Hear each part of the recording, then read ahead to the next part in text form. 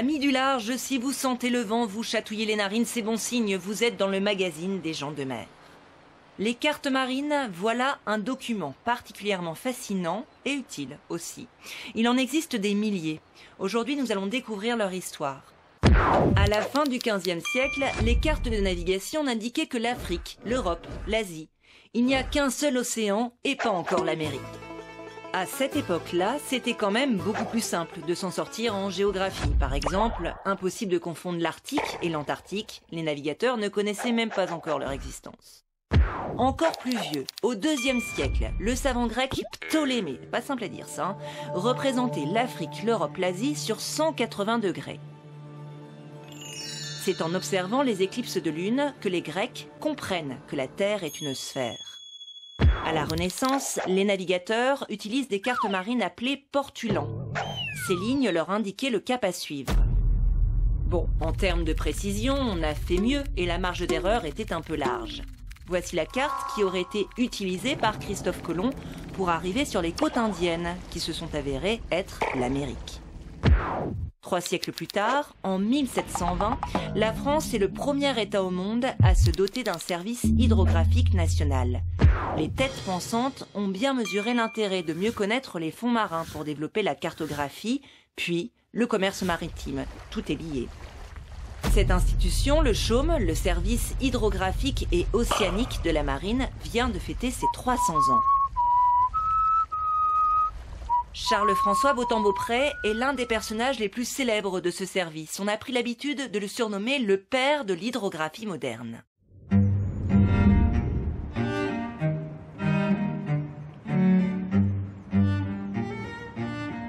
suis prêt. C'est bulé. 293. L'événement a pu passer inaperçu et pourtant il est historique. À Brest, le CHOM, le service hydrographique de la marine, vient de fêter ses 300 ans. 3 siècles à mesurer l'océan sous toutes ses coutures et à établir les cartes marines si précieuses aux gens de mer. L'occasion de se replonger dans le passé à la rencontre du père spirituel de cette noble institution, un inconnu ou presque, Charles-François Beautemps-Beaupré.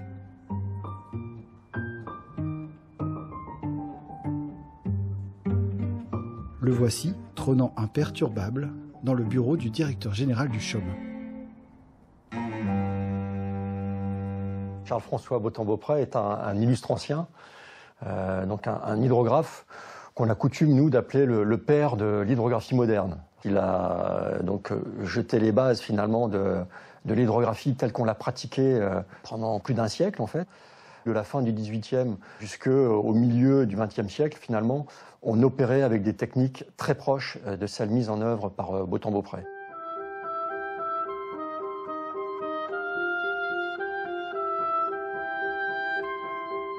C'est avant tout pour ces cartes marines exceptionnelles pour l'époque que Beautemps-Beaupré s'est fait connaître. Jamais auparavant, il n'y avait eu de représentation aussi fiable et détaillée du monde marin et de ses dangers.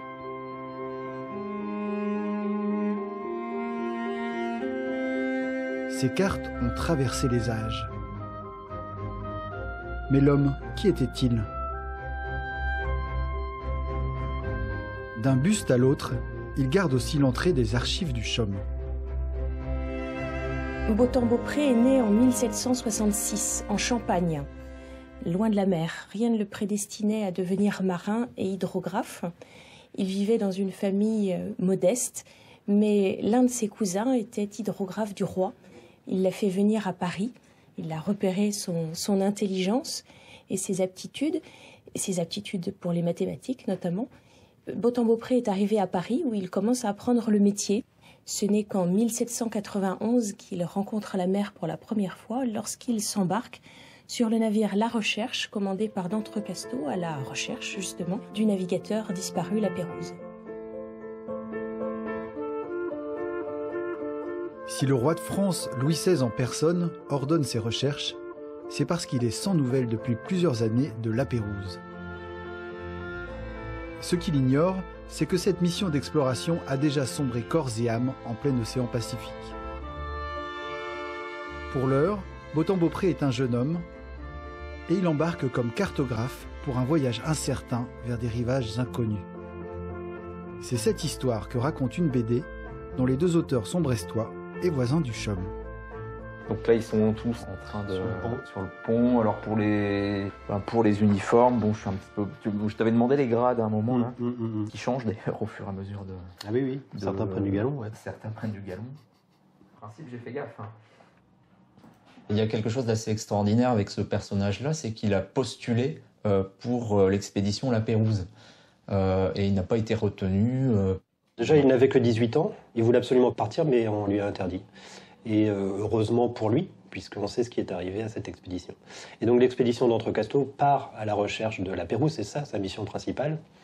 Et cette fois-là, il en fera partie. Dans notre récit, Botham-Beaupré a une trentaine d'années. Donc il a fallu le rajeunir. Bon, je me suis permis quelques petites interprétations.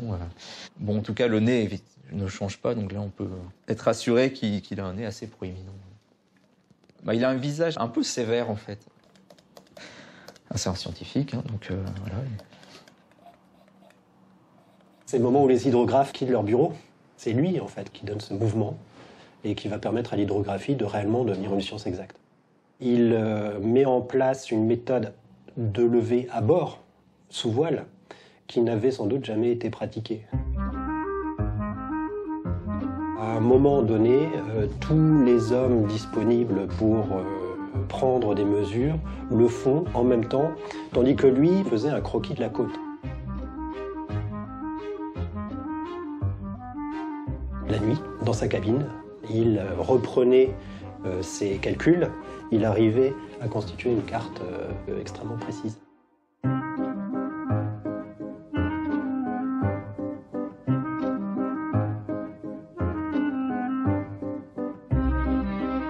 Le voyage à la recherche de La Pérouse va durer 5 longues années, durant lesquelles, imperturbable, Botham-Beaupré va produire des cartes qui vont éblouir ses contemporains par leur minutie et leur beauté.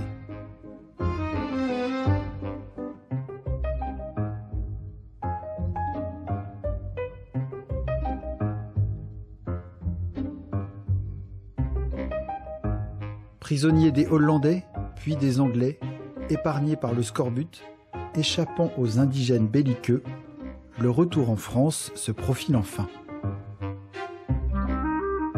Ces écrits sont des écrits scientifiques. Il y a très peu, on pourrait ainsi dire pas, de documents personnels. Et les témoignages qu'il concerne, il y en a très très peu. Donc sur sa personnalité, mis à part le fait que c'était un grand professionnel, c'est difficile. Voilà, donc on a été obligé effectivement d'imaginer quelle pouvait être sa personnalité, sachant qu'il a visiblement connu une histoire d'amour.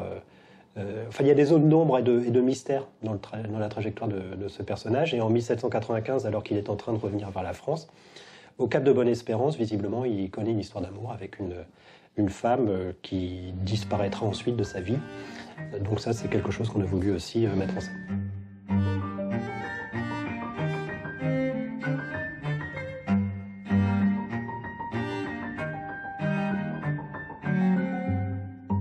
En 1796, Botham-Beaupré retrouve le sol français. Coup sur coup, il publie son atlas du voyage de d'Entrecasteaux et surtout une méthode qui va marquer l'histoire de l'hydrographie.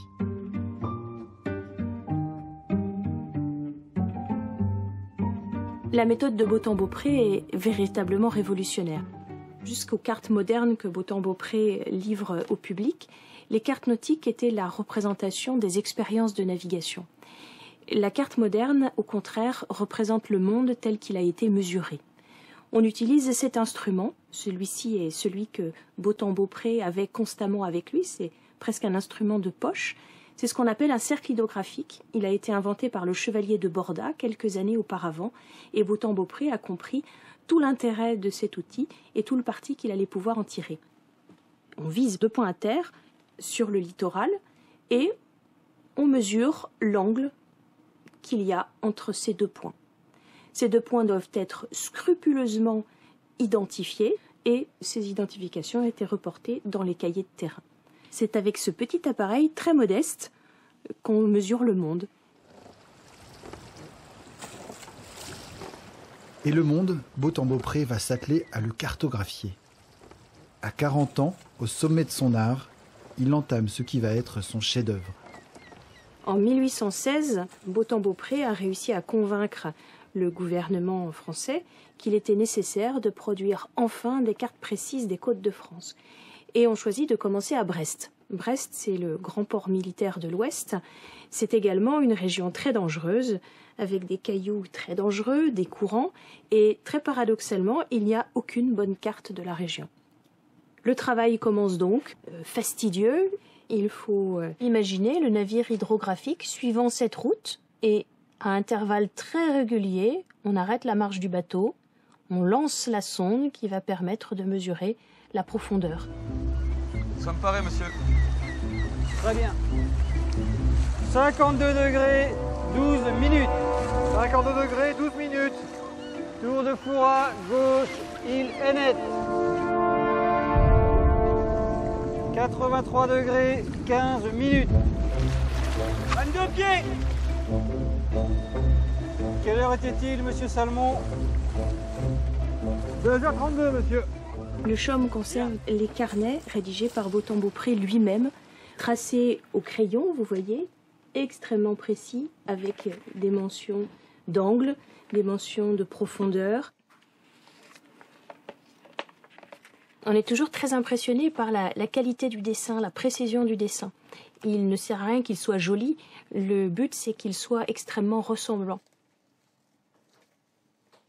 Les détails qu'on consigne permettent d'avoir une idée excellente de la configuration des côtes jusqu'à assez loin à l'intérieur, notamment l'urbanisation, le tracé des champs, la végétation qui existait.